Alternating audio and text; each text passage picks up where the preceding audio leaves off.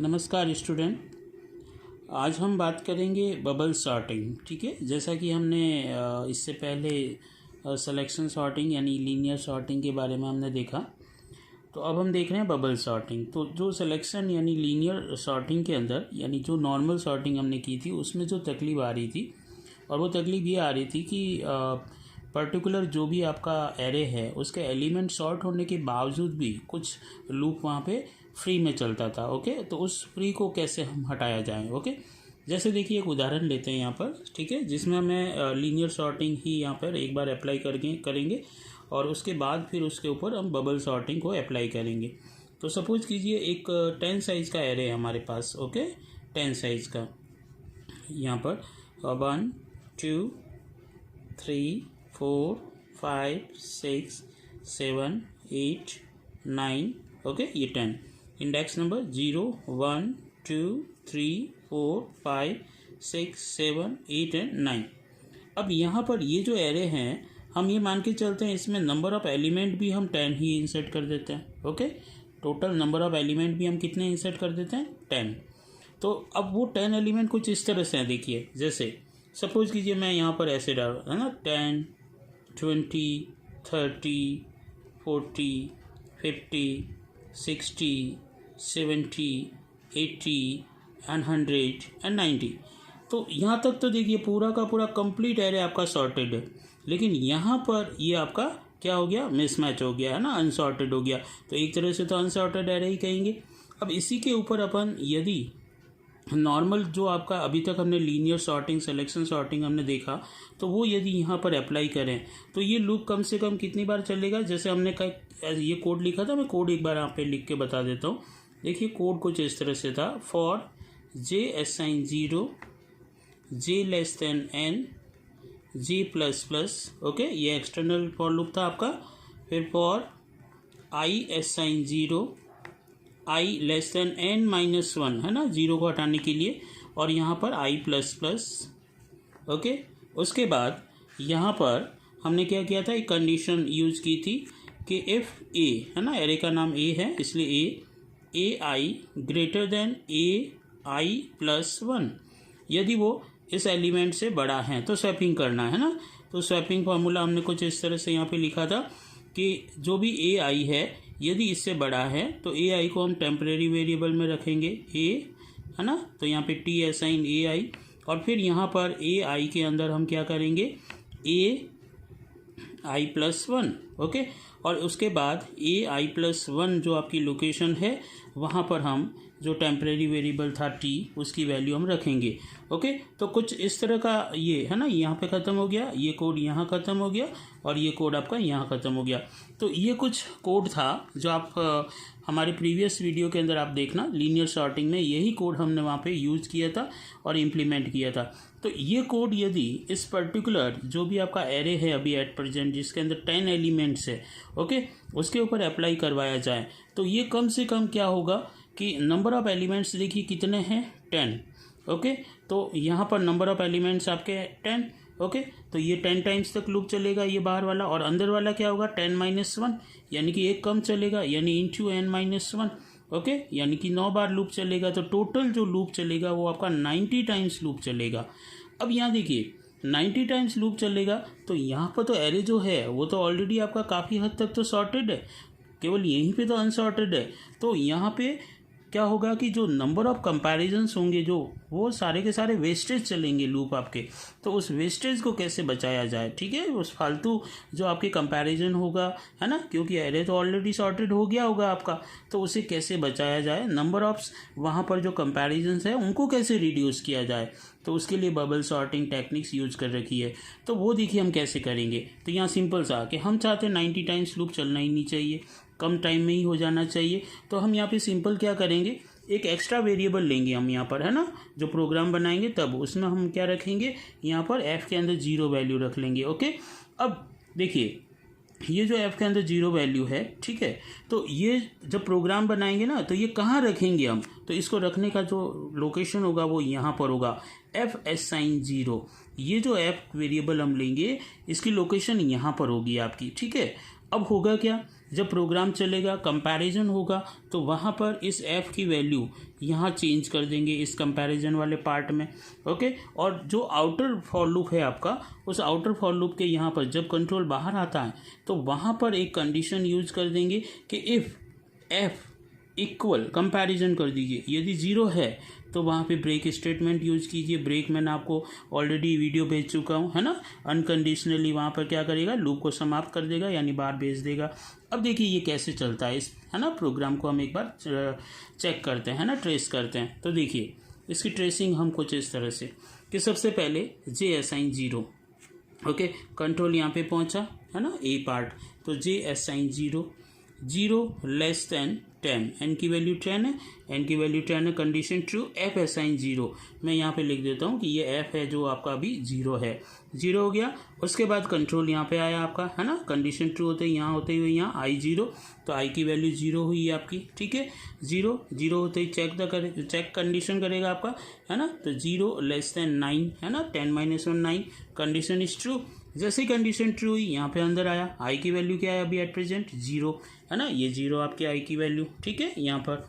और यहाँ पे i+1 यानी कि 1 कंपैरिजन हुआ इन दोनों के बीच में, क्या 10 बड़ा है 20 से, नहीं है, कंडीशन फॉल्स। तो जैसे ही कंडीशन फॉल्स हुई कंट्रोल इस ब्लॉक को स्किप कर देगा, है ना, अंदर आएगा ही नहीं, और अंदर नहीं आया तो ऐप की वैल्यू भी आपकी 1 होगी नहीं, वो 0 को 0 रहेगा, ठीक है। और फिर कंट्रोल यहाँ पहुँचेगा और यहाँ से वापस से इंटरनल लूप के आई को इंक्रीमेंट करेगा, और आई इंक्रीमेंट होते ही आई की वैल्यू क्या बन जाएगी आपकी यहाँ पे 1, और फिर वापस से 1 लेस देन 9, कंडीशन ट्रू होगा आपका, फिर वापस अंदर आएगा।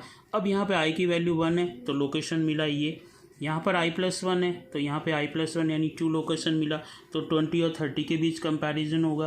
क्या 20 बड़ा है 30 से, नहीं है, कंडीशन क्या हो गई आपकी फॉल्स, ये स्किप कर जाएगा, स्किप किया तो फिर भी यहाँ पे ऐप की वैल्यू चेंज नहीं हुई। तो इस तरह से ये प्रोग्राम आपका चलता रहेगा।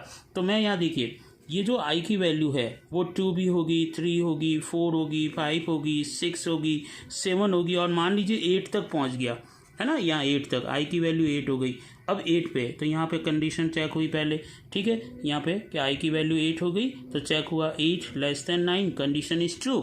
जैसे ही कंडीशन ट्रू हुई, देखिए कंडीशन ट्रू होते अंदर आया 8, है ना, तो यहाँ पर 8 पोजीशन ए आई, 8 पोजीशन यहाँ पर 8 क्या मिला 100, और यहाँ पे 8+1 9 यानी कि 90, क्या 100 90 से बड़ा है, यस है, सारे कंपैरिजन हुए थे, है ना, कोई किसी से बड़ा नहीं था, देखिए, है ना, लेकिन ये वाला केस आपका यहाँ पर सेटिस्फाइड हो गया कि yes 100 is greater than 90, condition is true, true होते ही स्वैपिंग करेगा, और स्वैपिंग करेगा तो यहाँ पर तो इस आपको 90 रख लेगा और यहाँ पे कितना हो जाएगा 100।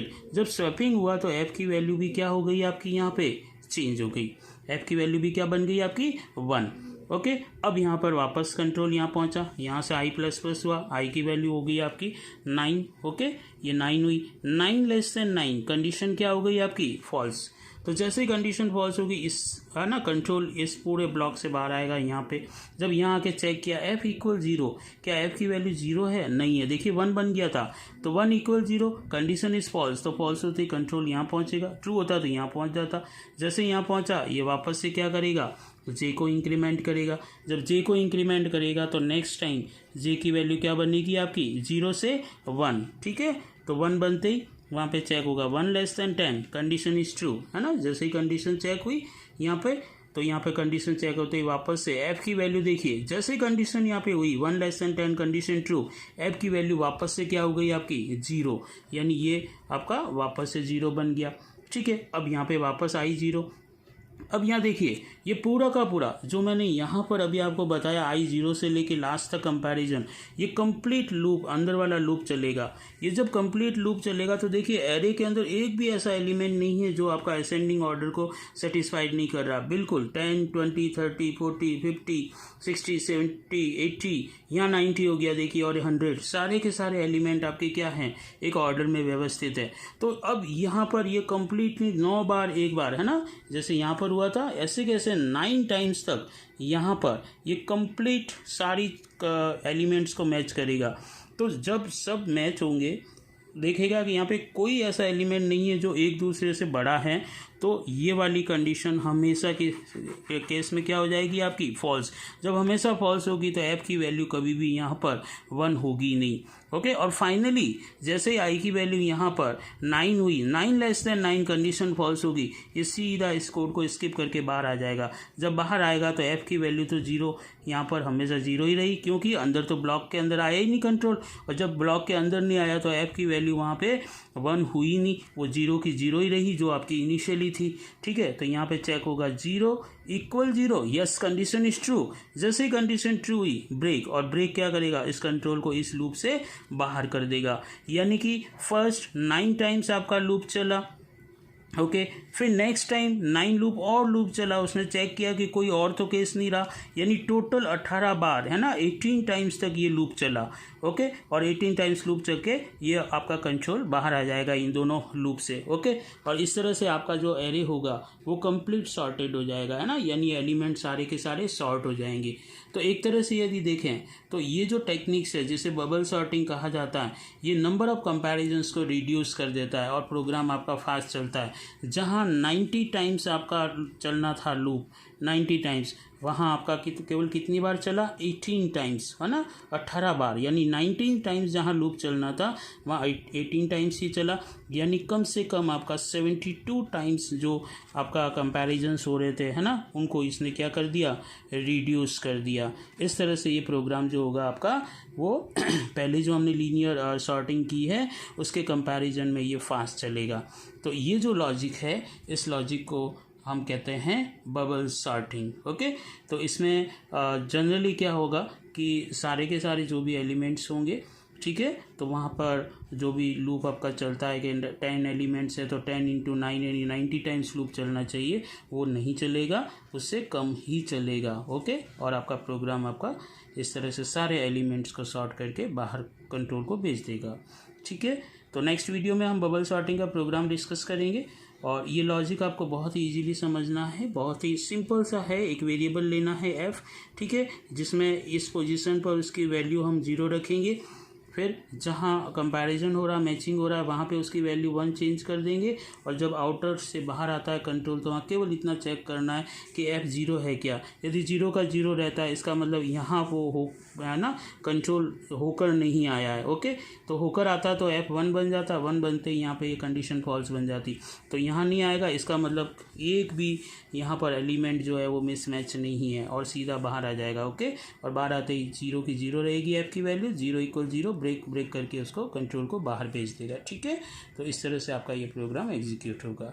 ठीक है, थैंक यू।